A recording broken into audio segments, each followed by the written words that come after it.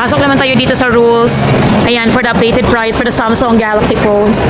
So for the Galaxy A07, sa mga fan ng mga Samsung phones, alam ko marami kayo, eto yung price ng Galaxy A07. As of February 14. From 5,290 down to 4,290 na lang siya. So makaka-save kayo dito kung dito kayo bibili sa rules. Ayan. Ito naman some of the specs. They have light violet and they have black. So ito yung kanyang A07 na isa ko sa mga fan ng mga Samsung talaga.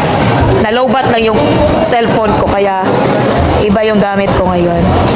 So for the Galaxy A17 5G LTE, depende sa connectivity, ito yung mga presyo and the memory. Pwede nyo din siyang installment sa may mga credit card, sir, no? Sir, usay pasabot aning with promo, sir.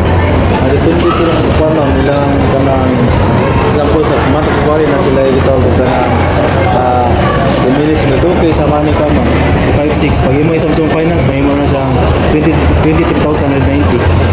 Okay. Okay pag Kung kani sir naman ni with promo ang A17, usa man na siya. Sabta ko na. wala pa na siya karon sa bunaw karon kay na usab lang promo karon. Nag-usab-usab. So for now, ang presyo niya is as is kani siya. Yes, ma'am. 13,590. And kung LTE siya, 9,290. Depende ni siya sa memory. Yes ma'am. Diba LTE ang usaw sa 5G. Yes. Masindot jud kung connectivity LTE ka, di ba? Yeah, yes ma'am. Oo. Depende pa sa area. Example sa area is taas ng 4G dito, then go for the 4G. And then kung yung area is okay na connected na sa 5G, then go for the 5G. Mas nindot jud ang LTE, di ba? Yes ma'am. Usa may nakalimutan ng LTE gani? Parang ako ma'am is the 5G mas undot. Pas 5G din nindot eh. Pas 5G. Mas pas ang 5G. Okay, usa din ang LTE di ay. Katong 4G ma'am. Mo na LTE 4G. Ay, mo di mas barato siya. So this is the Galaxy A17 guys. Gamit ka.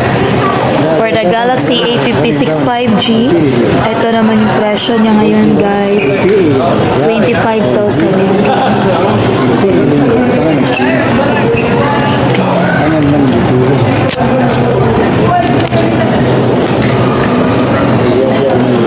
Sir, mga SIM ba ni sila? eSIM na ba ni Dari, sir?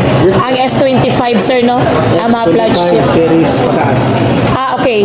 S25 series pataas, guys, is eSIM ready na siya.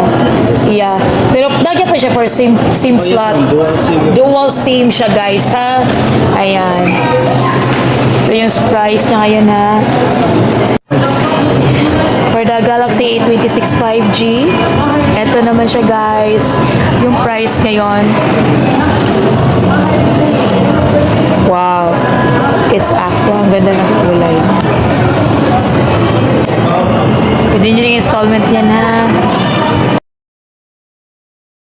Now, for the Galaxy S25 Ultra naman, eto naman siya. Ayan, sa mga maka-afford naman ng flagship phones ng Samsung, why not?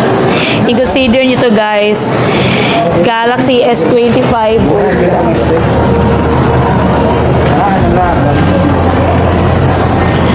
93,990 guys.